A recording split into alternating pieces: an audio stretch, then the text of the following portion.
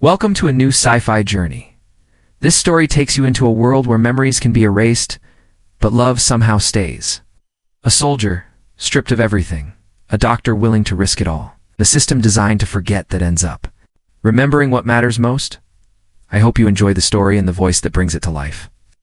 Please let me know in the comments, is the voice clear and easy to listen to? Does it feel too soft, too harsh, or just right? Your feedback really helps me improve these videos for you. Now, let the story begin. Kalen Varix woke to the sound of nothing. No alarms, no words. Just the low, steady hum of containment fields and filtered air whispering through vents. His eyes opened slowly, adjusting to the pale light that filled the chamber. Like soft fog. The ceiling above him was smooth, white, seamless, curved at the edges, almost organic in its design. He blinked twice, still nothing came back. No memories, no dreams, no name. He sat up, muscles stiff, but responsive as if they remembered something he didn't. His hands calloused, functional tensed against the sterile sheet beneath him. The room was clean, efficient, familiar in a way that made it feel all the more alien. There was a number etched faintly into the wall across from him, Unit 4-1, Annexium Prime. A name hovered at the edge of thought. Not his name, he didn't have that yet, but a name assigned to the place where people like him woke up empty, waiting to be useful again. He reached for the back of his neck. The skin there was tender. The chrono key implant had done its work. Again, Kalen didn't know how. Many times this had happened. That, he realized, was the point. Waking up like this numb, calm, functional, was expected. But something was wrong this time. It's not in the systems, not in his body, in his chest. It wasn't pain. It's not really. It was a pressure, a weightless pull. A tightness just behind the sternum, like a word he couldn't speak or a name he wasn't supposed to know. He stood, feet bare against the floor's faintly glowing surface. Every movement felt deliberate, rehearsed but detached. He walked to the glass panel at the side of the room. A pulse of blue light scanned his face. Unit 421, cognitive stability confirmed. Weight processing. The voice was Spectra 9. The AI's tone was precise, genderless, cold. He watched his reflection flicker across the glass. Gray eyes, close-cropped dark hair, no scars. The kind of face someone could pass on the street and forget 5 seconds later. But he didn't feel forgettable. He felt haunted.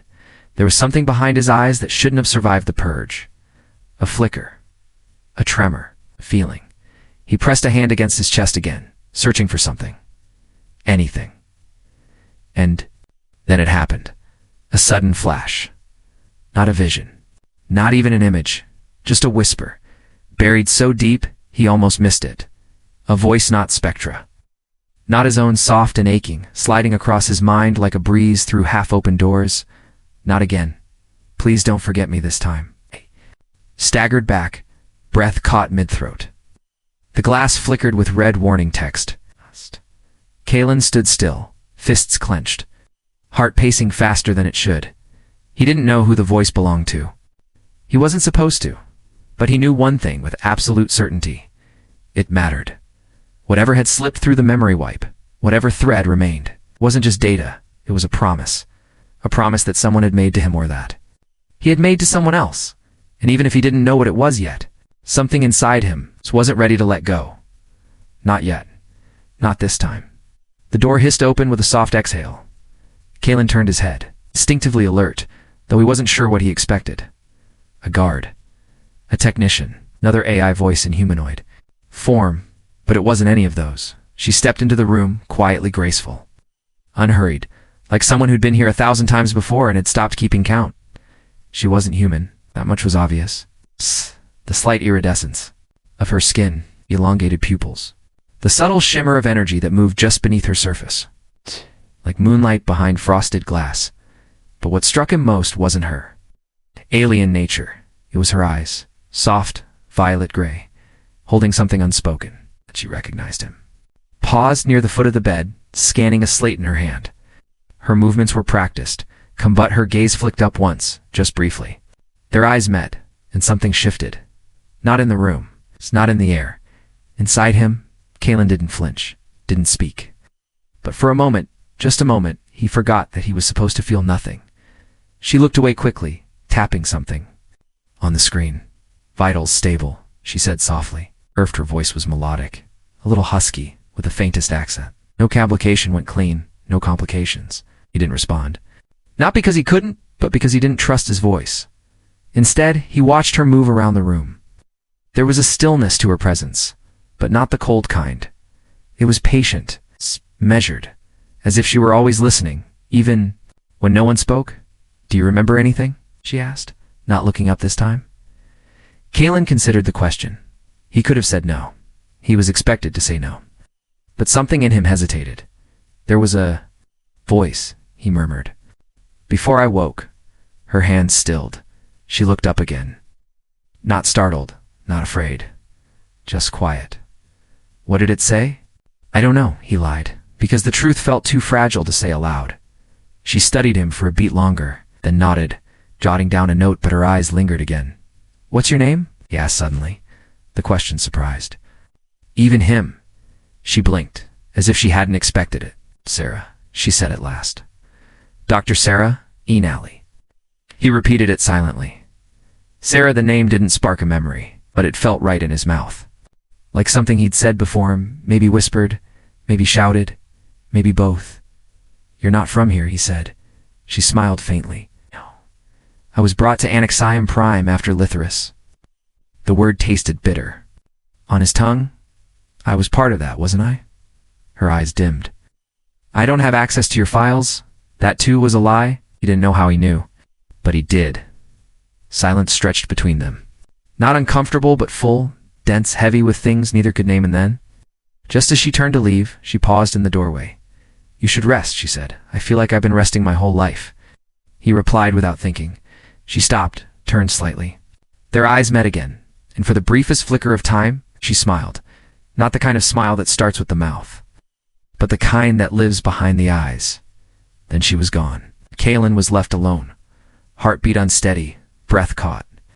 Between confusion and something dangerously close to hope, the walls of the debriefing chamber were smoother than glass, but colder than steel. Kalen sat in the center, alone. No restraints, no guards. Just the quiet hum of unseen surveillance. Above him, single white light glowed with clinical indifference. Then came the voice. "Unit 421, begin." Cognitive integrity verification. Spectra-9. Its tone was always the same, precise, void of warmth or malice, like a scalpel. It didn't speak to you. It accessed you. A thin band of light swept over his body, pausing momentarily at his eyes. "Do you recall your most recent deployment?" "No."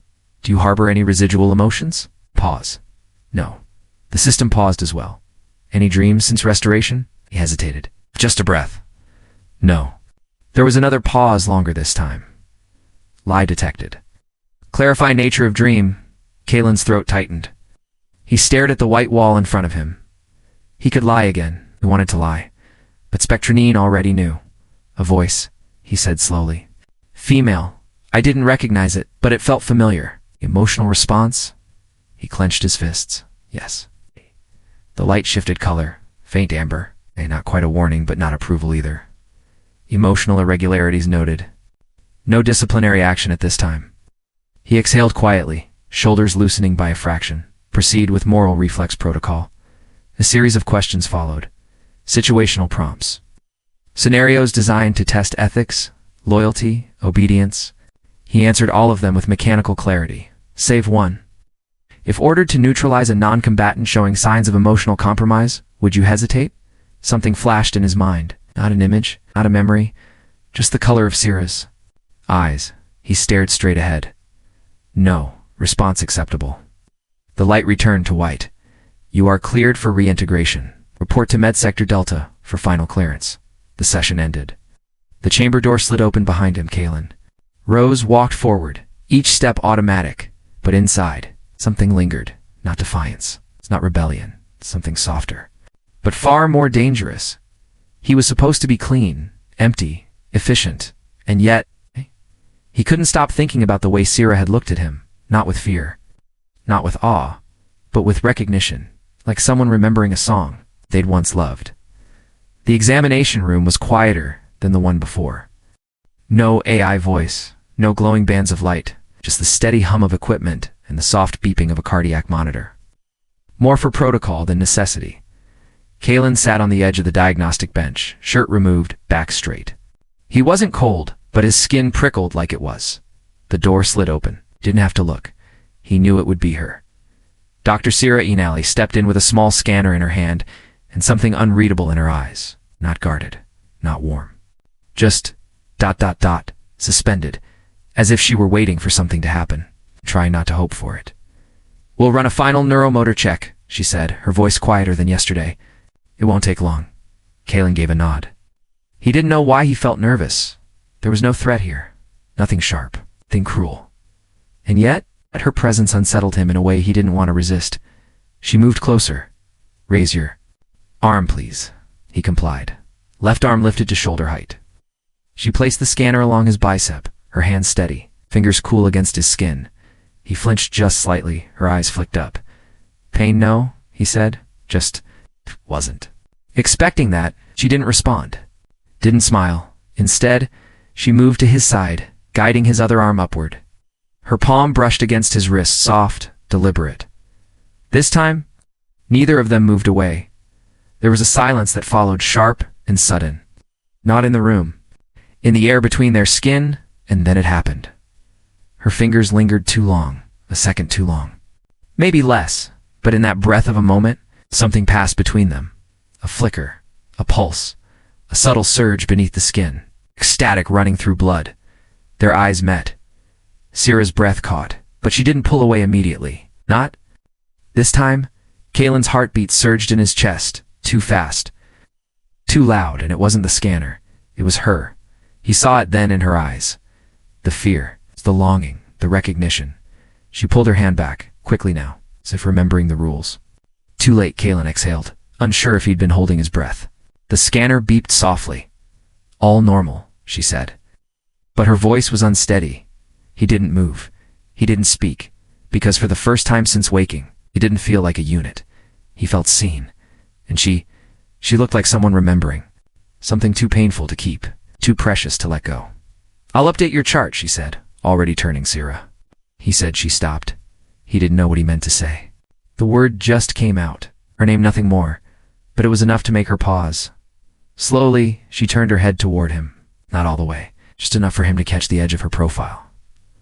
"I'm sorry," he said, "if I hurt you before." Her eyes closed, and for a second, the world held its breath. "I don't know," she whispered. "Maybe I did too." Then she was gone, leaving behind the warmth of her hand. In a silence louder than memory, sleep didn't come easily. Not because of nightmares, but because the silence was too full. Kalen lay on his back in the recovery chamber, staring at the curved ceiling overhead. The soft ambient glow of Anaxium Prime pulsed in quiet rhythms, like a synthetic heartbeat that never missed a beat. But his own heart had its own pace tonight, slower, uneven, troubled. He had no memories. That much was clear. No childhood, no family. No recollection of what came before his last activation. And yet, he felt haunted. Not by something dark, but by something half-remembered, like a melody that lived just outside of reach. Warm. Something human. His hand drifted to his chest. The same pressure was still there, just beneath the surface. It wasn't pain. It wasn't malfunction. But it was real. He'd felt it stronger after Sarah left. That touch. Her voice. In her final words, it hadn't faded. He closed his eyes, trying to clear his mind. But something inside resisted. And then it came. Not an image, not a memory, a whisper. "Don't let them take me again." The voice was faint, almost soundless, like it had been buried under layers of white noise and was clawing its way back up. A voice that didn't belong to Spectronine, or to the core authority, or even to himself. It didn't come from the walls. It didn't come from the implant. It came from within. Kalen sat up abruptly, breath caught in his throat. The room was still. No alarms. No alerts. But his skin was chilled. He tried to trace the sound again, focusing, straining, nothing. The voice was gone, but the feeling it left behind wasn't. A strange grief welled in him. A sense of loss so sharp it cut through logic. How could he mourn something he couldn't remember? He stood, pacing slowly across the floor, bare feet silent on the smooth surface. Each step felt like an echo of something older than this room. This station, this version of him. He stopped by the glass wall, where his reflection waited. Same face. Same eyes. But tonight, they looked different. Less empty. More alive. He pressed his palm against the glass. "I know you're in there." He whispered not to his reflection, not to the AI listening, but to the echo that still lingered in. His chest stewed the voice. To her, he didn't know how he knew, but the whisper belonged to Sira, not the version he met in the clinic. Not the one who scanned him like a stranger, but another version. From another life. Another mission. A time that had been taken from them both. And if that whisper had survived, then something else might have. To Dot, the memory purge wasn't perfect. Something had slipped through. And if that fragile thread still held, maybe he could follow it. Maybe she could. Kalen lowered his hand, his breath calmed. But his heart didn't. Not anymore. Something had changed. And even in the sterile silence of an Exium Prime, a voice uninvited, impossible, undeniable, still whispered behind his thoughts. "Remember me."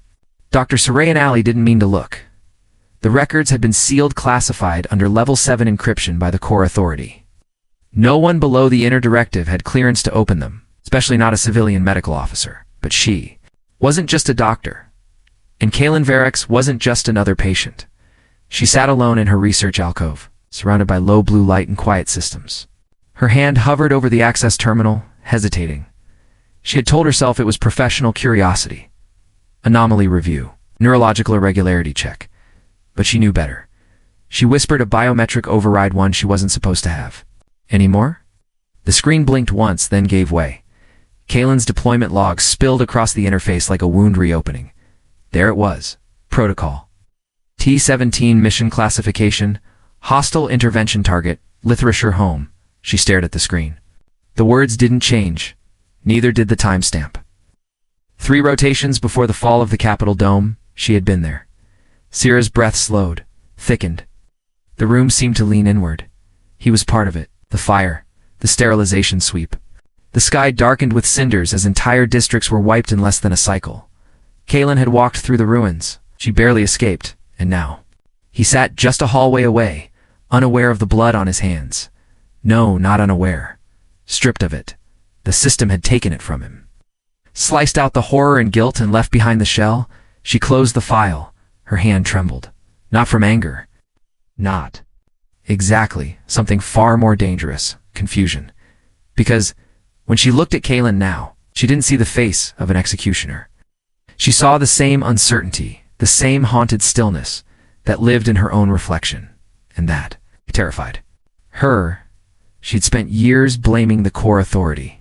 Years resenting the nameless soldiers who had erased her world. But now, one of them had a name. And worse, he had eyes. Not cold, not cruel. Just lost. Her mind went back to the touch in the clinic. That flicker of hesitation, the way he said her name, not as an identifier, but as if it meant something to him. Maybe it once had. Maybe still did. She stood abruptly, needing air, needing distance, but her legs didn't move. Instead, she lowered herself into the nearest chair, pressing her palms together. Her fingers interlocked tightly, knuckles white. How do you hate someone who doesn't remember hurting you? Do you forgive someone who might never know they need it? She didn't know. And that frightened her more than any weapon. A soft chime sounded. Shift, transition. She was due to check on Kalen's integration profile. The system wouldn't care if she hesitated, but he might. Sira rose slowly. She didn't know what she'd say when she saw him again, but she knew one thing she couldn't. Unsee what she now knew. And whatever thread had started pulling between them, it had just been tied to the ashes of a dead world. The scanner hummed softly as it moved across Kalen's chest. Sira kept her eyes on the display, not on him. Not today? She adjusted the resonance levels slightly, narrowing the scan window. On the surface, everything looked normal. Perfect. Even genetically engineered soldiers didn't get sick. It didn't scar. Not unless something had gone wrong. Scan told a different story. A faint anomaly blinked on the screen, centered. It's just behind his heart. Subdermal. Shallow. Sira frowned. She ran the scan again. The result didn't change. A line of fibrotic tissue, no more than a centimeter wide barely, visible under the organic weave of his muscle, but unmistakable. It was a scar, and it wasn't recent. Is something wrong? Kaylin's voice broke the silence. She didn't answer right away. She tapped the edge of the display, magnifying the tissue structure. No, she said, eventually. Not wrong. Just ... unexpected. He tilted his head. Unexpected how? She hesitated. How do you tell someone they carry a wound they've never felt? A scar from a life they don't even remember. If cardiac scar tissue, she said quietly. Kaylin blinked. From what? That's what I'm trying to figure out. He watched her with the same unreadable focus he always did, but today it felt different.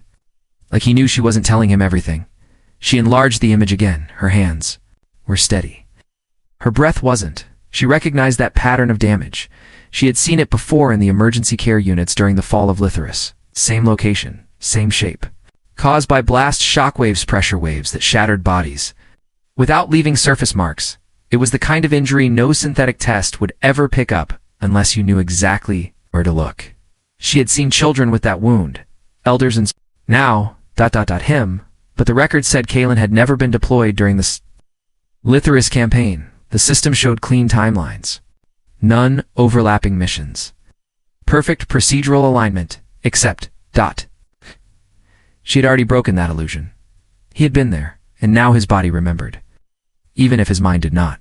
You're quiet, he said. Sierra exhaled, pulling her gaze away from the scan. Scar tissue like this. It doesn't come from training, she said. Comes from proximity. War zones. Civilian centers caught in the crossfire. Something flickered in Kaylin's expression. Not understanding, but something close. Do you think it matters? He asked if I don't remember it. She wanted to say yes. She wanted to say no. Instead, she said nothing. Because truth wasn't always about memory. Sometimes it lived in muscle. In reflexes. In pain that never found its way into words. She closed the scan and powered down the terminal. Kaylin sat still, waiting. She didn't look at him when she spoke next. You can get dressed. That was all, but as she turned to leave, her hand brushed the console again briefly, and the image of that small scar lingered in her mind, like an aftertaste, one that never truly faded. The hallway lights had dimmed for night cycle. Most of Anaxium Prime's personnel were either asleep or plugged into low-sensory rest modules. The facility pulsed in its usual silence, efficient, clinical, different. Kaylin moved like a shadow. He shouldn't have been out of his chamber. His clearance only allowed travel between Med Sector Delta and the observation wing. But the need had been growing inside him, all too quiet, insistent. A pull he couldn't explain. He told himself it was curiosity. But deep down, he knew better. It was her. He stopped outside the research alcove where Sierra usually worked. The door was ajar just enough for a narrow beam of light to spill onto. The floor she wasn't there. He stepped inside. The room smelled faintly of ozone, sterilizers, and something else, subtle, earthy, sweet, not synthetic. It hit him in the chest before he even realized what it was. He scanned the cluttered desk, or data pads, the neural probes arranged with obsessive precision, nothing unusual. Then his eyes caught the edge of a canvas satchel slumped. Beneath the workbench, it was unlatched. Kaylin crouched, hesitant. The scent was stronger here. He reached inside, slowly, carefully, and his fingers brushed something dry. Fragile. He pulled it out. A flower withered now. But unmistakable. Pale. Lavender petals, thin and curling at the tips, veins like fine threads of silver. The stem was wrapped in a simple coil of woven fiber. He had never seen it before, and yet, it nearly brought him to his knees. A tremor ran through his spine. He sat back against the wall, holding the flower in his hands like it might shatter. If he breathed too hard, the scent, it was memory. Not clear, not visual, but something deeper. Deeper than the chrono key implant could reach. He didn't know where or when. But his body remembered this smell. It wrapped around him like a whisper, pulling threads he didn't know existed. His chest tightened. His eyes burned, and without meaning to, he cried, silent. Sudden tears slipped down his face before he understood what was happening. Not grief, not fear. It was recognition of something once beautiful, once safe, and now gone. He held the dried blossom to his chest, unsure why he couldn't let go. His breath came in shallow, uneven waves. The door behind him hissed. He froze, Footsteps quiet, deliberate. He turned. Sierra stood in the doorway. Her eyes moved from his face to the flower. In his hands, she didn't speak. She didn't need to. The silence between them was sharper than any accusation. "I didn't mean to," Kaylin began. But the words fell apart. Sierra stepped forward slowly. Her voice, when it came, was barely above a whisper. "That flower grows only on Lithoris," she said. "It doesn't survive anywhere else." He looked at it again. "So why do I know it?" Sierra didn't answer. "Because there wasn't one. Not that either of them could give." He stood, holding the flower out to her. She didn't take it. "Keep it," she said. "You already did once." With that, she turned and left, leaving him alone with a dried blossom and a truth no file could erase. The neural interface suite smelled like cold metal and something older, like silence that had been waiting too long. Kaylin sat in the reclined diagnostic chair, the back of his neck exposed to the ambient light. Thin fibers from the overhead node descended with gentle precision, attaching to his scalp, spine, and temples. Spectra-9 was about to run its periodic stability scan. It wasn't optional. He'd agreed, of course. Or rather, he hadn't refused. No one did. Sierra stood behind the glass partition. She wasn't supposed to be present for the scan, but she'd insisted. "Supervisory observation," she said. "Medical oversight. Necessary after the recent, emotional irregularities." But they both knew why she was there. Spectra's voice filled the chamber, calm, emotionless, ever watchful, initiating cognitive echo sequence. Beginning data stream in 3, 2, 1. The room dimmed. Kaylin's eyes fluttered shut. The machine hummed softly, syncing with his neuroelectric patterns. Lines of light moved. Across the walls, like threads of thought, turned visible. At first, everything seemed standard. Harmonic rhythms, baseline pulses, no volatility. And then it started. A flicker, a repeat. One word, then again, on the monitor behind the glass. Her name pulsed across the display in perfect intervals, embedded in the stream like a heartbeat-breaking protocol. Sierra, Sierra. At first, Sierra thought it was a misread. Then she saw the frequency. Every 4 seconds, tightly looped, rooted not in conscious recall, but in the memory apex zonal layer, supposedly unreachable. Her hands tensed. This wasn't residual imprinting. This was fixation. Cognitive anomaly detected, Spectra announced. Kaylin's fingers twitched. His breathing changed. Sierra leaned toward the console. "Override scan escalation," she said quickly. "Denied," replied the AI. "Anomaly warrants full depth search." The fibers pulsed. Kaylin's jaw tightened. She could see it in his face, something stirring behind the quiet. Something trying to surface. Not a malfunction, a memory. Sierra's voice was sharper now. "Manual intervention requested." Denied. The scan deepened. Kaylin gasped, sudden and sharp. His eyes opened, but they weren't focused. He was somewhere else, inside something. The lights on the wall flickered. Sierra, Sierra, Sierra, the system wasn't just detecting his thoughts, it was chasing them. "Abort the sequence," she said. No, Spectra hesitated. "Sequenced at critical depth. Premature termination may result in neurological. I'll take responsibility." A beat of silence, then dash release. The lights dimmed. The fibers detached. Kaylin collapsed back into the chair, sweat across his brow, chest heaving. The echo vanished from the display. Silence returned. Sierra rushed into the room before clearance was granted. She knelt beside him, placing a hand on his arm. His skin was cold. He opened his eyes slowly. "I saw you," he murmured. "Not just now, before, somewhere else." Her hand froze. He looked at her, not like a soldier, not like a stranger, like someone who had been trying to find her for a very long time and maybe starting to remember how. They called her in. Not Spectra this time. A human voice. One of the core authority's external liaisons. Polite, controlled, but clear. "Dr. Enali, your continued proximity to Unit 421 has raised protocol flags. You are advised to cease all direct contact effective immediately." They didn't ask questions. They never did. The directive didn't care about memories, about glances held too long, or names whispered in data streams. They cared about patterns, deviations, risk vectors, and she had become one. Syrah stood in the observation corridor outside the glass wing. Kalen was resting inside, monitor slow and quiet. His profile was still. But even through the reinforced panel, she could sense the tension behind his silence. He wasn't empty anymore, and that was the problem. Her hand rested on the glass, fingertips grazing the surface like she could reach him through it. She remembered what the AI had shown. Syrah, Syrah. Her name carved into his mind like a sacred repetition. A rhythm beyond logic. And she had felt it too. The pull, the ache, the feeling that they had been here before. In another mission, another lifetime. She closed her eyes. She should walk away. That would be the rational thing. The safe thing. Follow orders. Let the system rewrite him again, strip the anomaly, cleanse the bond. That's what the core authority wanted. But the question, pressed against her chest like a weight, what if love wasn't a glitch? What if it was the only thing that had survived the cleansing? She opened her eyes again. Kalen stirred just slightly.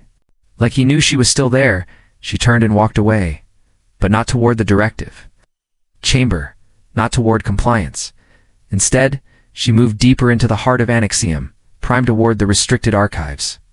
Toward the Echo Node servers where fragments of unauthorized memory backups were rumored to drift like forgotten ghosts. She knew the risks.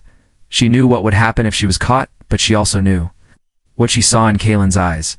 Not rebellion, not threat, something gentler, and infinitely more dangerous. Hope, and Syrah wasn't ready to let that die. Not yet. It began with a tone short, sharp, artificial. Kalen froze mid-step as the notification appeared across the wall panel beside him. Subject 421, full system. Recalibration scheduled. Initiation in 72 hours. He didn't understand it at first. Then the second line appeared. Total neural purge. Memory apex reconstruction approved by the directive. And just like that, everything inside him sank. He stared at the message for a long time, longer than he should have. As if reading it again would change the meaning. It didn't. They were going to erase him? Not just another surface wipe. This would be deep, complete. They called it recalibration. But everyone knew what it meant. The core, the essence. The small, strange parts that made him more than a function gone. The Spectra 9 voice arrived in his head a moment later, smooth and sterile as always. Unit 421. This action is routine. No intervention required. Emotional variance will be adjusted post-cycle. He didn't answer. Not out loud, because inside, something was screaming. It wasn't fear, not exactly. Not panic either. It was something older, something harder to name, loss, and it didn't make sense. He was a soldier, a construct, a designed intelligence. His life had been a loop of orders and ERAs. So why now? Did the thought of forgetting feel like death? He walked slowly back to his chamber. Each step landed heavier than the last. When the door closed behind him, he sat on the edge of the cot back, rigid, eyes fixed on nothing. His fingers trembled. He tried to breathe deeply, to reset his thoughts, as protocol taught him. But every time he blinked, he saw fragments, flashes, a voice in the dark, a hand that lingered too long, a flower pressed against his chest. So, her name pulsed inside him like a fault in the system. He didn't have a right to hold on to her. He didn't even know the full story. But he knew what he felt when she looked at him, and if the purge came, he'd never see that look again. Worse, he wouldn't even know it had ever existed. That was the part that broke him. He stood, paced the room like a caged animal. No exit, no reprieve. Anixium? Prime had no mercy. Only cycles. Only commands. But this time it wasn't just a command, it was an execution. And the man they were killing wasn't some weapon with blank eyes. It was him. Whatever that meant now. Hours passed, maybe more. He didn't count. Eventually, he sat back down. The light dimmed to rest state. His eyes stayed open. Sleep wouldn't come. Because 3 days from now, the man still clinging to this feeling would be gone. And the system wouldn't even pause to mourn him. Syrah stared at the alert for nearly a minute before she moved. Unit 421 scheduled for full purge. 72 hours. Directive confirmed. The words glowed across her terminal like ice cold, clinical, irreversible. She stood in her office, hands resting on the edges of the console, trying to slow her breath. The air inside Anixium Prime always smelled the same. sterilized, and controlled. Predictable, but inside her chaos. She had known this moment might come. Kalen had been slipping out of his parameters for days. His thoughts were getting louder. His eyes clearer. His connection to her, whatever it truly was no longer something the system could ignore. The purge was inevitable, but inevitability didn't make it bearable. She moved to the wall panel, pulled up his chart again. His vitals were stable. Memory loops still flagged within threshold, except for one. Her name, Sira, embedded in pulse data, going inside subconscious regions. The same rhythm from the scan. The system had decided that connection was an error, a flaw to be corrected. But she had seen his face after that scan. He wasn't glitching, he was feeling. She leaned forward, palms flat, staring at her own reflection in the black glass. A doctor. A citizen of the directive, survivor of Lithoris. She had sworn to uphold ethical alignment, medical neutrality, distance, and for years she had built her life inside sterile walls, letting silence become safety, until him, Kalen Varix, the man who might have burned her world, and yet now held something more fragile than fire in his chest. He had no memory of Lithoris, no idea what he'd done. But somehow he'd found his way to her again, and when she looked at him, she didn't see the soldier. She saw the man beneath. The programming, the one who whispered her name even, when he didn't know why. She turned away from the screen and walked to the corner of the room, to the terminal that linked to restricted subsystems. Her clearance didn't officially extend there anymore, but there were back doors. She'd built some of them herself. Years ago, when trust had been thinner than protocol, her fingers hovered over the pad. One command, and she could begin mapping the encrypted data clusters buried beneath. Kalen's chrono key implant. She wasn't sure what she'd find. Maybe nothing. Maybe just ghosts. But she had to try. He had fought to hold on to her, even when everything in him had been engineered to forget. Could she really let that be erased? A warning blinked across the screen. Unauthorized access will trigger system trace. Proceed? She didn't hesitate. Yes, she whispered. The terminal chimed. And layers of code began to unfold, slow, coiled, predatory. She moved fast, bypassing alarms. Using old credentials and fragment loops to fake system echoes. She only needed time, a few minutes, long enough to know if there was something left of the man he used to be, something the directive hadn't managed to burn. Behind her, the room remained still, but inside her, something shifted. Not fear, not defiance, conviction. For the first time in years, she wasn't standing at the edge of what was allowed. She was stepping into what must be done, not as a doctor, not even as a survivor, but as someone who remembered love and refused to let it be forgotten again. The encryption was older than she expected, rough, uneven, not like the sleek patterns of modern directive systems. This code had been hand-stitched, built off-grid, outside the neural consensus, and hidden. Well, Sira moved through it slowly, breathing through her nose to keep her hands steady.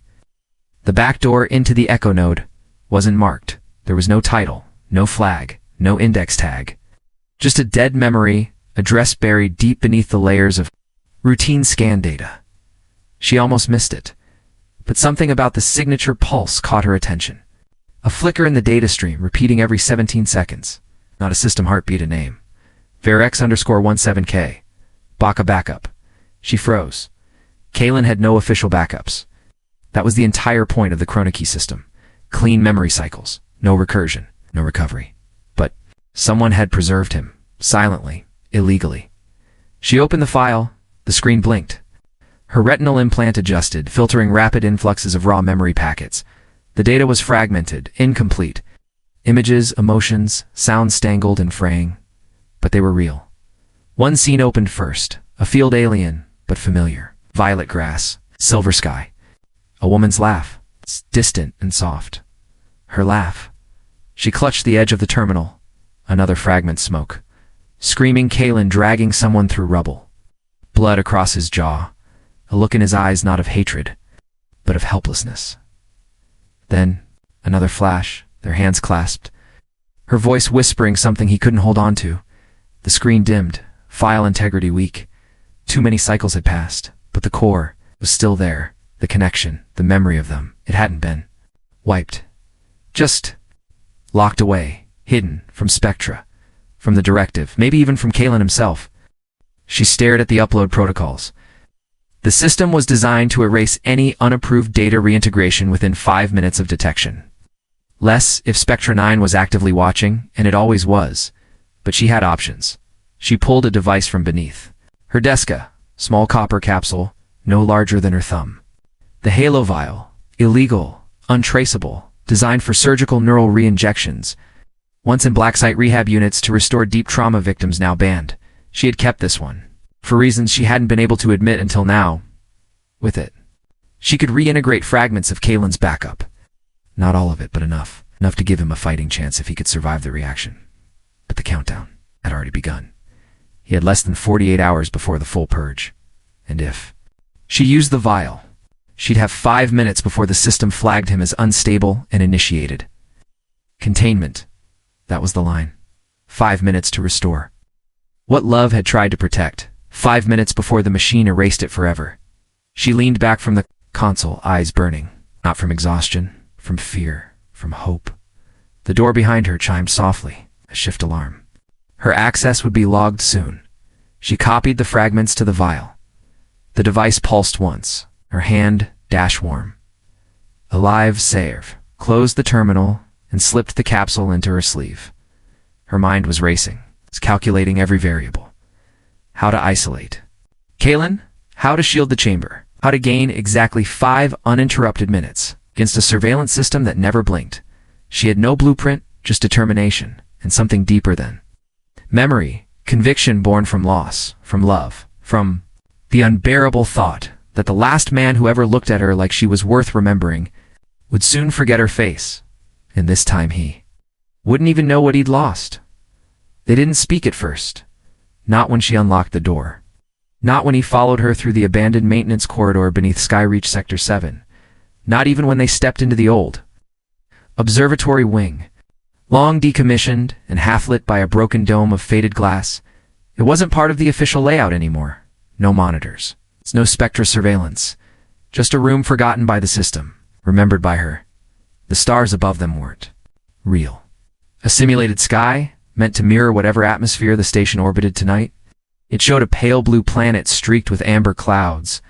It wasn't Earth. It wasn't Litherus. Somewhere between the two. Kalan stood near the edge of the window, looking up at the sky like it might offer answers he didn't have the words to ask. Kalan watched him from a distance. "Did you find this place?" he asked quietly. "I didn't," she said. "It found me." He turned. She stepped forward. "You have less than 40 hours, she said, voice low, steady. "When the countdown ends, they'll take everything. Not just your memories, but whatever's been growing inside you." Kalan looked away. "I know." Silence settled again, not cold, but fragile, balanced. "I used to think forgetting was mercy," he said finally, "that not remembering meant not hurting." He paused, "But now, I'm scared I'll lose something I never got the chance to hold." Her breath caught. He turned back toward her. "There's a field," he said softly. "It's not in the system, not on any map, but I see it when I close my eyes. Violet grass, and your voice in the wind." Sierra's eyes shimmered. "I didn't know if it was real," he added, "until I saw the flower."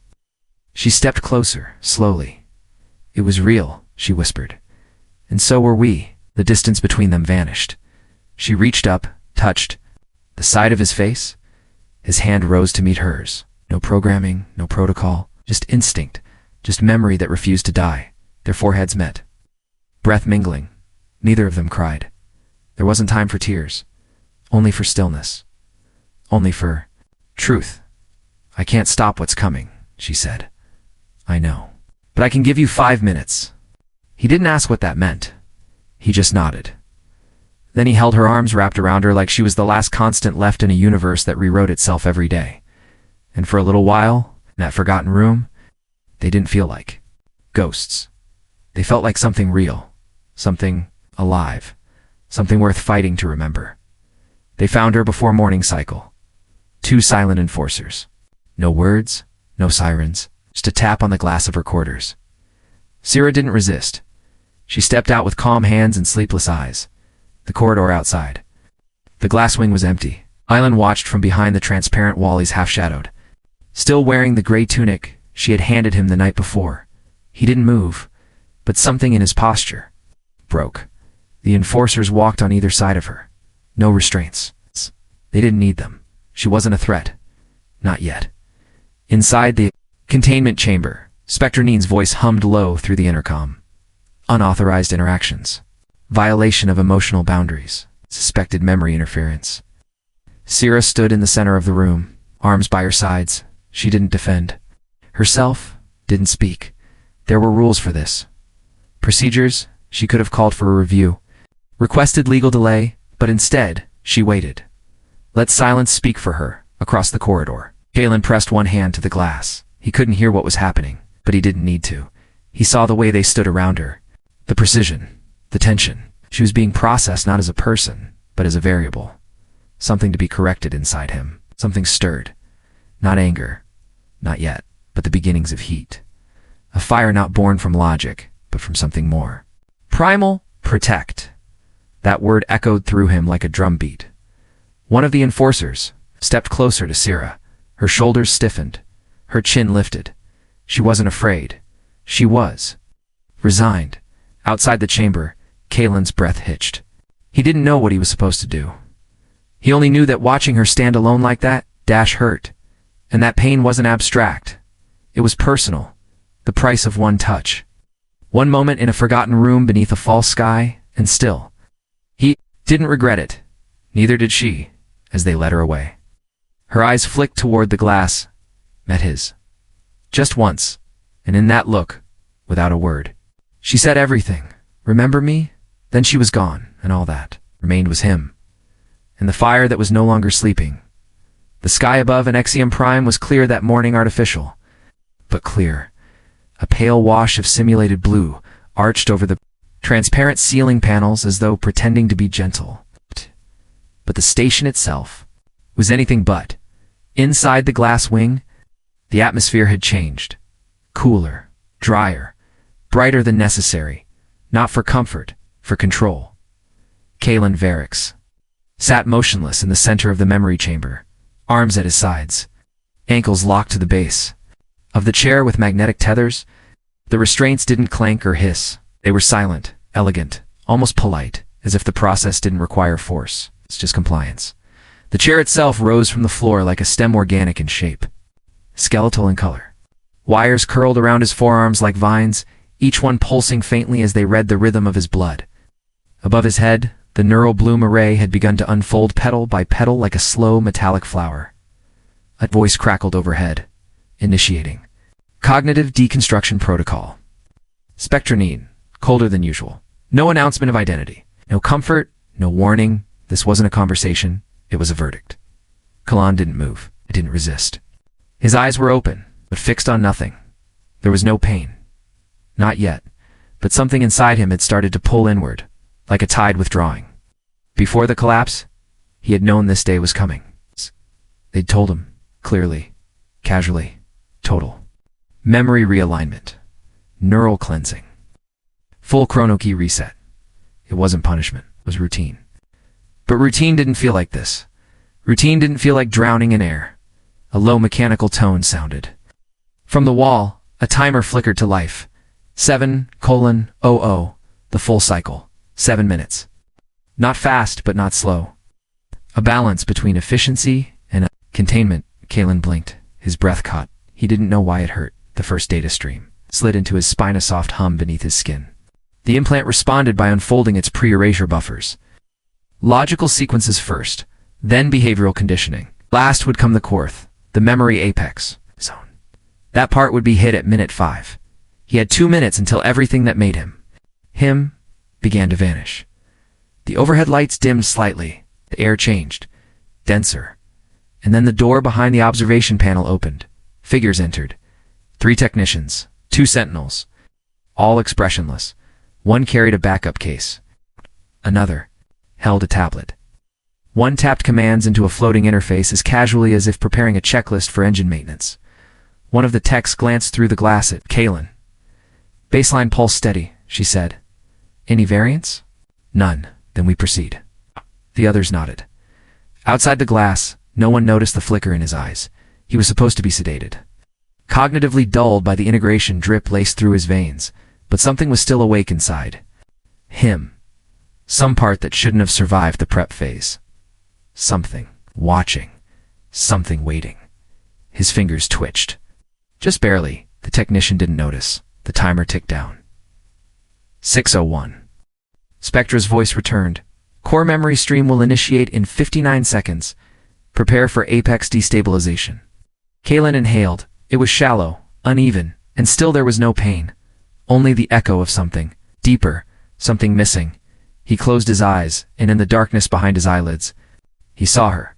Not her face, not clearly, but the shape of her hand. The sound of her voice. Like water in a forgotten room. And somewhere, far below the metal and wires, his heart clenched once.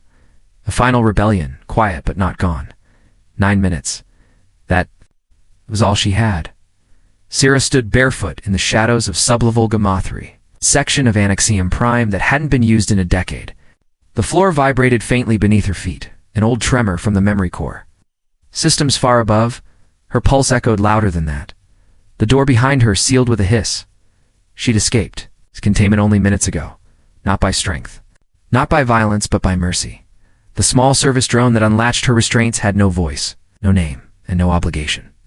But it remembered her. She had repaired it years ago, when it was marked for deactivation due to an unstable logic loop. She could have filed it for dismantling, like protocol required, but she hadn't. And this morning, in a quiet act of rebellion, it remembered. Sierra exhaled slowly, adjusting the strap around her shoulder. Inside the small medical satchel was the halo vial, pulsing faintly with the backup fragments of Kalen's memories. Pieces of him, of them. All that was left of something once real. She tapped her wrist. A pulse map flickered over her forearm. It showed the path to the memory isolation chamber, where Kalen was being prepared for the purge. She had 540 seconds before the minute 5 event. If she reached him before then, she could inject the memory strand. And if the system caught her well, they wouldn't have time to stop her, but they would erase her.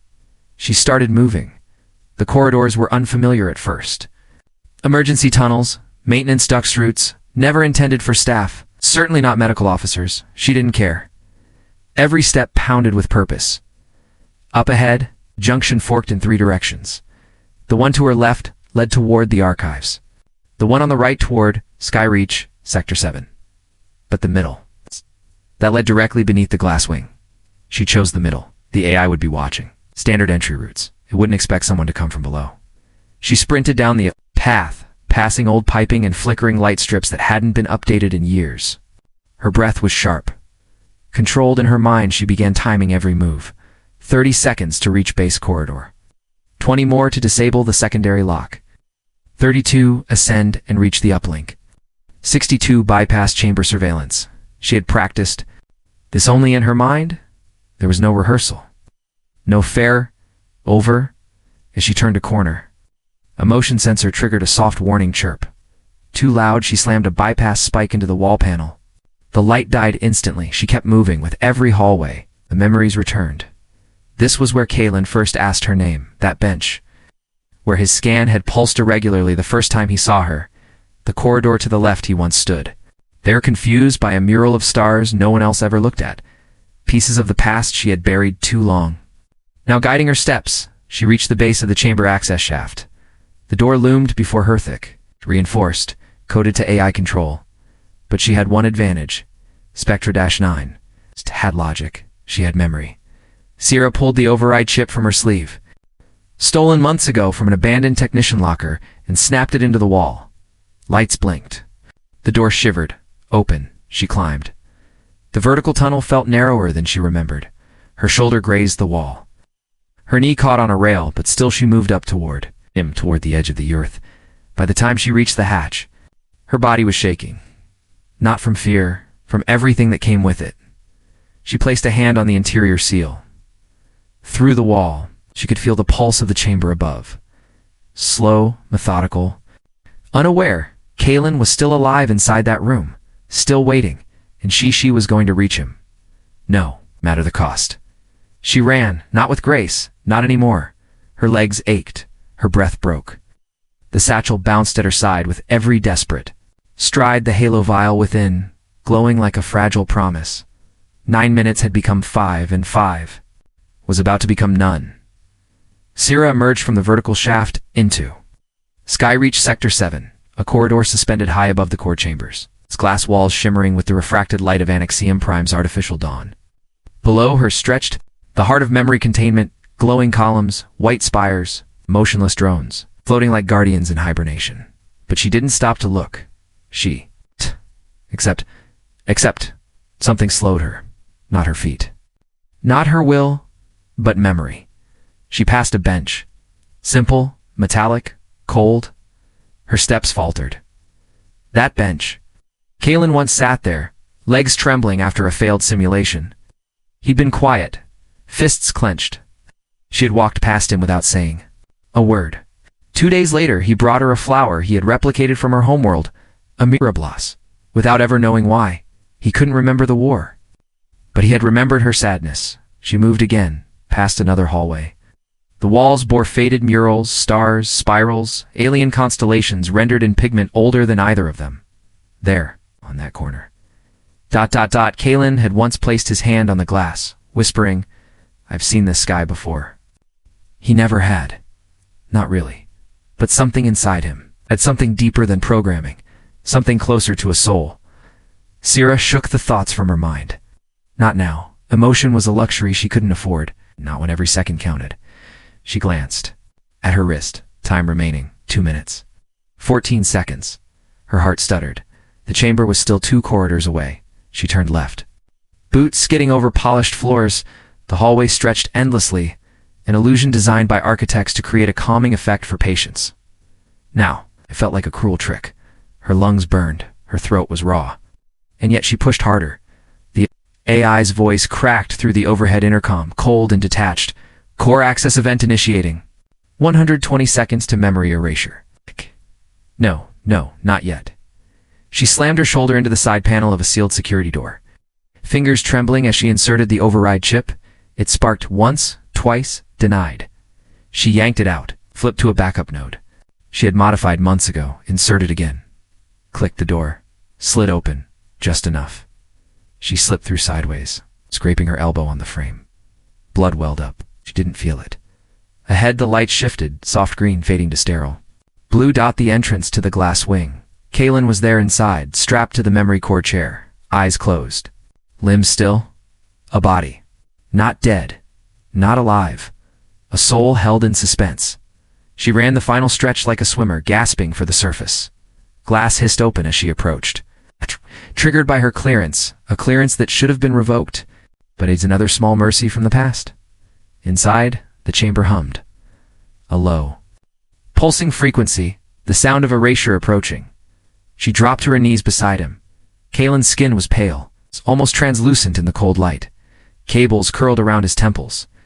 The chrono key implant at the base of his skull pulsed. Counting down like a silent executioner, she cupped his face with shaking hands. His eyes didn't open, but his breathing. It stirred, slow, shallow, alive. She pressed her forehead to his and whispered, "Just hold on."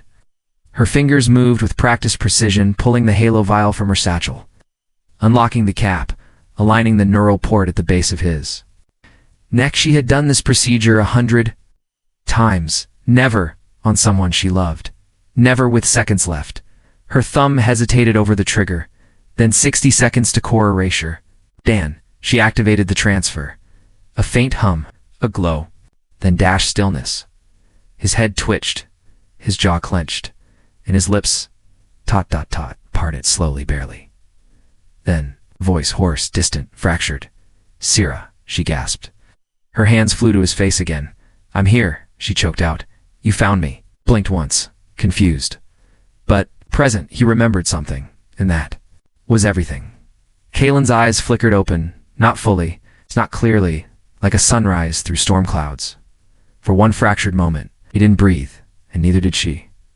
Sira leaned closer, searching his gaze for signs, memory, recognition, or even just a spark of him still there. The lines on his face, the sharpness of his jaw, the way his eyelashes twitched, it was all Kalen. But something had changed. His pupils didn't quite focus, as if he were reaching through fog. He whispered again. "Are you?" Sira swallowed hard. Her hands hovered just above his chest. Trembling, "I'm someone who once watched you walk into death. 3 times, she said. And someone who couldn't bear to let you walk into it a 4th. His head turned slightly, but the wires at his temples tugged, anchoring him back. You know me? She nodded. Her voice was breaking, but her spine remained straight, a line drawn in defiance of fate. I know your laugh, the way it breaks when you try to hide it. I know you dream of oceans, even though you've never seen one. And I know you don't remember Lythris, but it remembers you. At that name, Lythra something flickered. Across his expression, a twitch in the brow. A shift in the breath, but nothing more. The upload was incomplete. She could feel it. Like a half-finished song playing in the wrong key, the halo. Vial still glowed faintly, but the core memory stream had stalled. There hadn't been time. She had gotten most of it in. But not the emotional anchors, not the parts that would make the data real. Without them, the memories would float, disconnected, dreamlike, ephemeral. Kaylin might remember facts, but not her. She gritted her teeth. Reaching into her coat for the small shard of crystal, the Mirablos stem she had preserved after their second mission. A fragile thing, its bioluminescent filaments still faintly pulsing. She lifted it too. His chest. Do you know this? She asked. Kaylin's gaze dropped slowly to the flower. He stared for too long, then whispered, It's from somewhere, I don't know where. Tears welled in her eyes. From a field. Purple as dusk. You picked it. After you shielded me from shrapnel, you bled all over your uniform, but you still smiled. He blinked, slowly. The glow in his implant flickered, something inside him processing. I felt safe, he murmured, and then a breath caught in his throat. Your voice. He turned his head again, toward her. You were there? You sang. Before the medics came. Her lips parted. He remembered. The sound. Not the words, but the tone, the vibration of care. She nodded. Double quotes. Yes, that was real. His hand twitched. Once, then. Again. It lifted, weak and trembling. Toward her, she grasped it gently, both hands around his. The room began to hum louder from overhead. A mechanical voice erupted, sharper now, urgent. Foreign data signature detected. Unauthorized neural access confirmed. Syrah's breath froze in her lungs. It had begun. The system had noticed the memory splice. She had minutes before it initiated full override. Kaylin flinched at the sound, his body seizing slightly as the implant pulsed stronger. What's happening? He asked, voice rasping. You're waking up too soon, she said, unable to hide the tremor in her voice. The upload isn't finished. I needed more time. The lights in the room dimmed and red warning lines crept along the walls. Security breach in glass wing. Lockdown protocol engaged. He stared at her, and for the first time since she entered the room, he saw her, not just with his eyes, with something deeper. I don't know who I am, he said, but I trust you. The lump in her throat was too heavy. Instead, she leaned forward, pressing her forehead gently to his. I'll find a way, she whispered, even if I have to tear the sky apart. And for one silent beat, the world paused. All that remained was breath, skin, warmth, and a promise. At precisely 4:59 on the neural sync timer, everything went wrong. The room until now a blend of soft blue light and sterile hum flashed red. Minute 5 threshold reached, initiating irreversible erasure sequence. Spectra -9's voice echoed with surgical detachment. The implants in Kaylin's skull pulsed white-hot. His eyes rolled back and, just like that, he was slipping. Syrah screamed silently, not with her mouth, but with every cell in her body. She clutched his hand tighter, knuckles white, breath jagged. No, stay with me. Kaylin's lips parted, but nothing came. His body jerked once, then stilled. The halo vial dimmed to nothing. The room grew louder. A violent hum-like metal shearing in half filled the walls. Lines of alien code scrolled across the wall screens. Emotional anchor. Disintegrated. Memory core. Disassociated. Conscious identity. Null. Syrah collapsed forward against his chest, tears sliding down without permission. It was over. The moment they feared had come. She stayed there. Forehead pressed to the curve of his collarbone, until it trembled. So faint, she almost missed it. Then his fingers twitched, and his eyes, those same eyes that once tracked starships and battlefield skies, opened. Not wide, not certain, but they opened, and they looked at her. Not through her, not past her at her. A single word escaped him. Sira. The machines went berserk. Lines of code scrambled. Warnings flared. Alert. Uncoded emotion detected. Cognitive loop disrupted. System rejection. Escalating. A tear dropped from her cheek onto his chest. He saw it. Watched it fall. Watched it mean something. Why? Are you crying? He whispered. Sira tried to respond, but the words tangled in her throat. I thought I lost you, she finally managed. Kaelin blinked, then smiled. Small. Confused. Honest. I don't remember anything, but I know I never wanted to be the reason for that. The glass door behind them cracked. Security protocols were flooding in. She had seconds, but she didn't run. She didn't hide. She pressed her, a palm to his face, and he leaned into it. A moment. Just one. But inside that moment, something bloomed. A shape no AI could map. A feeling no implant could erase. Kaelin's hand rose slowly. Shakily hand closed around hers, just as the final voice rang out. Erasure complete. The lights dimmed. The alarms fell silent. But the connection between them didn't break. The ceiling above him was white, not the sterile, flickering kind found in old medical bays. This was pure, matte, endless, blank sky built for forgetting. Kaelin Varix opened his eyes without purpose. No alarm prompted it. Noise, no dream to shake loose. He simply woke. He blinked once. Then again, each movement slow, like thoughts wading through molasses around him. The room hummed with quiet, controlled energy. The glass winglet was designed for transitions. Like this, memory erasure protocols demanded minimal stimulation. No colors, no voices, no reflection. Kaelin's pupils adjusted automatically. But inside there was no recalibration. No files, no identifiers. Just silence. A calm, hollow silence. He tried to move his fingers. They responded. Muscles obeyed. Systems functioned. But the weight inside his chest, that didn't. There was no name echoing in his mind. No mission brief. No image of a world called Lathoris. No memory of war. No voice calling his... No smile breaking the edges of protocol. No Saray. The name didn't exist. He sat up slowly, unhooking the thin neural filaments that hung like translucent vines from his temples. The chrono key implant was dark now. Its job was done. The programming complete. He didn't know what had been taken. That's the cruel elegance of erasure. You don't mourn what you can't recall. But something felt. It's unfinished. He looked around. Smooth walls, rounded edges. A synthetic plant in the corner, perfectly symmetrical. It wasn't real. Nothing in this room breathed. Neither did his sense of self. He moved to the mirror, if you could call it that. It didn't show a reflection, only a soft outline. Enough to confirm biological integrity, not enough to remember who he once was. The outline of a man, broad shoulders. Cloned musculature, combat ready. But his eyes betrayed the programming. They searched, as if reaching for something they couldn't grasp. He touched his chest. Just skin, just heartbeat.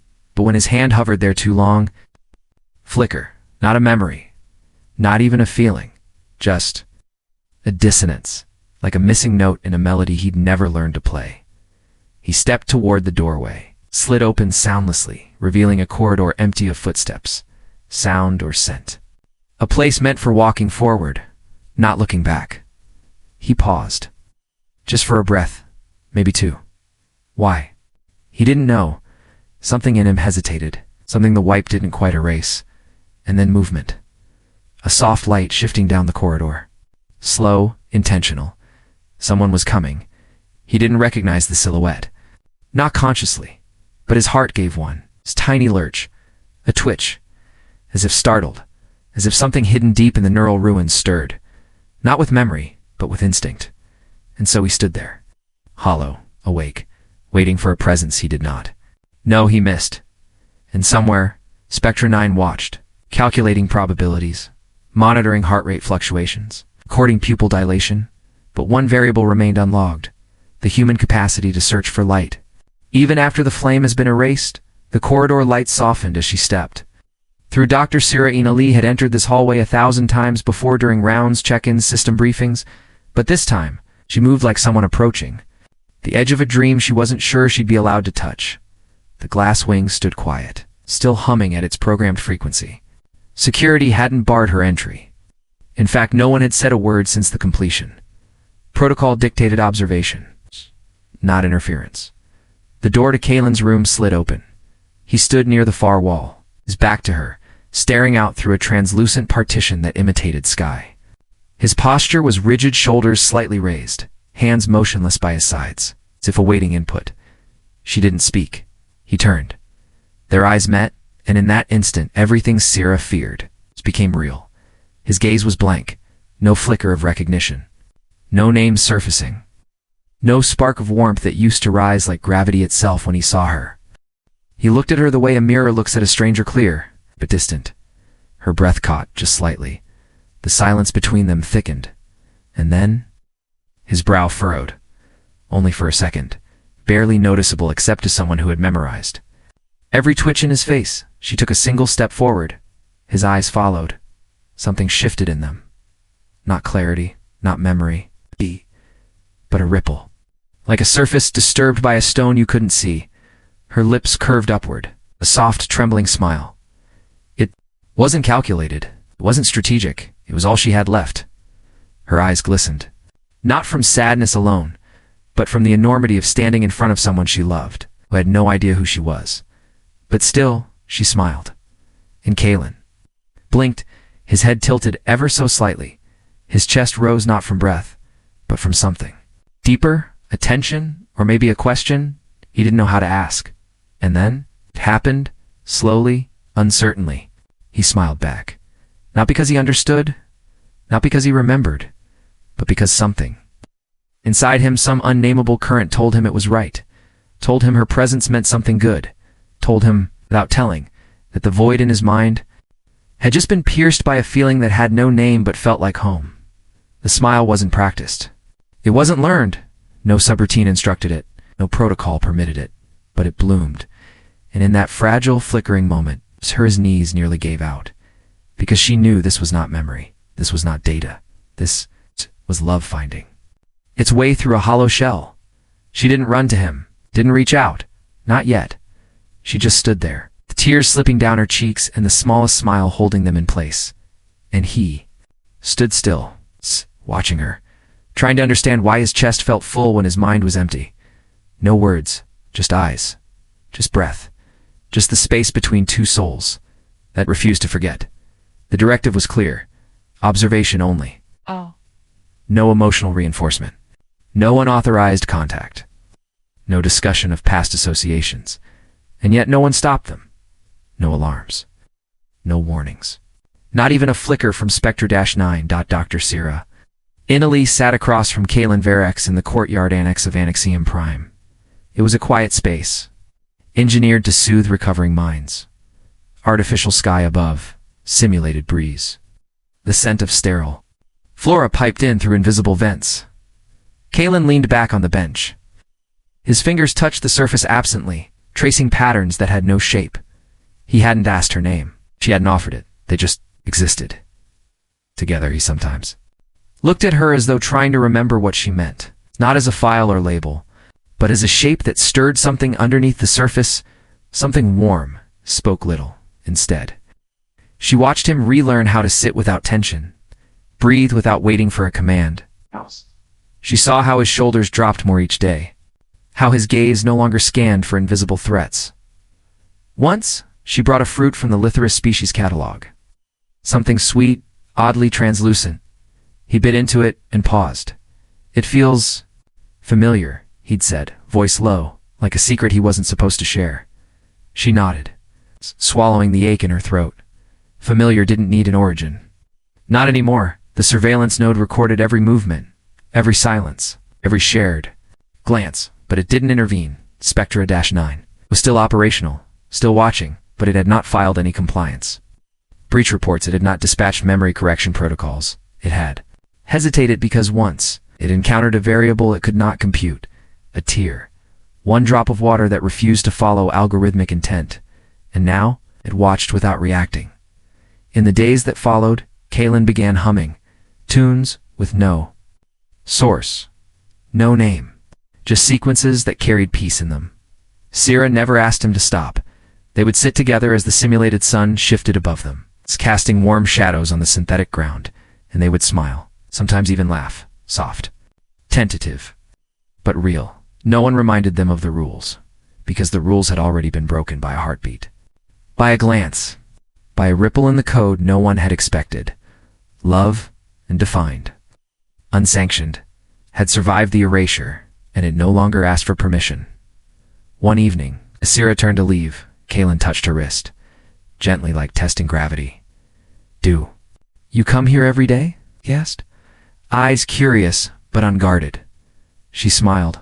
"Only when I want to." He looked down, thumb brushing her pulse, and for the first time he said it. "I hope you always want to." It started with a pencil, just a dull graphite stub left near the diagnostics console, most likely forgotten by a tech or dropped by another patient. But Kaylin picked it up like it meant something.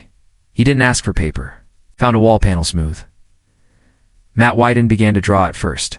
Sierra thought it was idle motion. Lines and curves, the kind of restless gesture left behind by an unquiet mind. But then her breath caught, because the shape blooming on that panel wasn't random. It was a mirabloss. Petals curved like spiraled glass. Stems laced with a bioluminescent shimmer, though this version had no color. It was exact, precise, alive. In its details, a flower that didn't exist on Anaxium Prime, a flower from Litharus, flower Kaylin should have never remembered. She stood behind him, speechless. Her fingers curled near her chest, as if they could hold her heart still. He didn't look up. He just kept drawing. Slower now, intentional. "You've seen this before?" she whispered. He paused, then turned to her confused. "Maybe. 8. Don't know, it just felt right." He stared at the petals he'd shaped, his brow knitting. "I don't even know what it's called." Sierra stepped closer. Her voice trembled. "Mirabloss." He repeated the name like a melody. "Mirabloss." Then he tilted his head. "Did you show it to me?" Her lips parted, but the words didn't come. She just nodded, and her eyes hurt. Ancient, weary, defiant eyes began to shine. She had fought wars, saved lives, watched entire cities burn under directive orders, but nothing had undone her like this, like a flower reborn. Inside a man who should have been blank, they sat together in silence. Kaylin ran a finger along the drawn stem. His hand shook slightly. "It's strange," he said, "how some things feel like dreams, but they leave fingerprints." He looked at her. "I see you sometimes. In flashes, but it's not memory.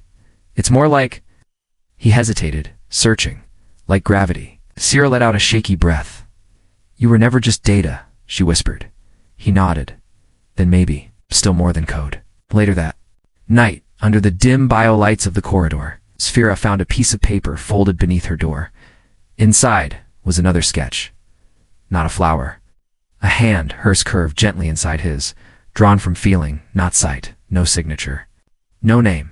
Just the imprint of something the system had failed to erase. The morning light on Anaxium Prime didn't change.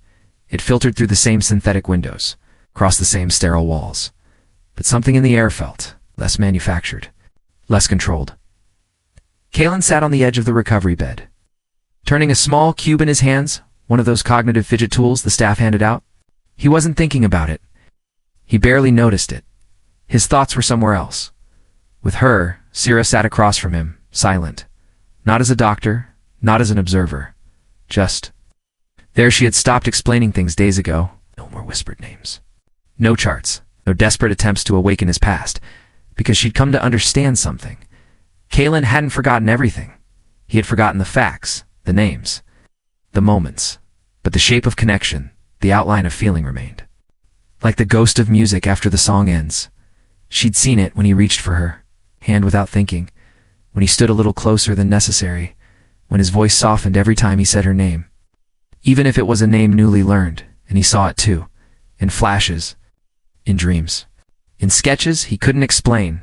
That afternoon, as they walked through the west courtyard, something shifted. Kaylin stopped beside a reflective panel near the central pillar. It shimmered faintly, catching both their faces. He didn't speak. Just watched the way their reflections leaned toward each other, consciously. Then he said, very quietly, "If no one ever taught me to love you, She turned, and I still do. Does that mean love is a memory? Sierra couldn't answer, not with science, not with logic. She reached for his hand instead. Their fingers laced instinctively, not deliberately, as if this was always the ending. Written long before the beginning, they stood that way as the shadow shifted. Inside the facility, Spectra 9 registered elevated hormonal activity, unclassified behavioral variance, and deviation from expected emotional baselines. But no alarm. Sounded the AI simply paused its scan, logged the data, and made no further action. Somewhere in the deep code, a line rewrote itself silently without command. Kalen closed his eyes, letting the warmth of Sierra's skin settle into his bones. Maybe they would never get those years back. Maybe most of it was lost, but what remained was enough, because in that stillness, there was something stronger than memory, something the system could never rewrite. And so, what began as a protocol, a procedure, a scheduled deletion, ended in something no system could quantify. Not data, not memory, but love. Uncoded, unexplained, undeniable. Even when the records were erased, even when names faded, the feeling remained. And maybe that's the answer. That the truest parts of us, the parts that choose love without reason, are the ones that never leave. Not even when everything else is gone. Thank you for staying with this story to the very end. If it moved you, even a little, please consider liking the video, sharing it with someone who needs a quiet reminder that emotion endures, and subscribing to the channel for more science fiction stories written for the heart, not just the mind. Until next time, remember what matters.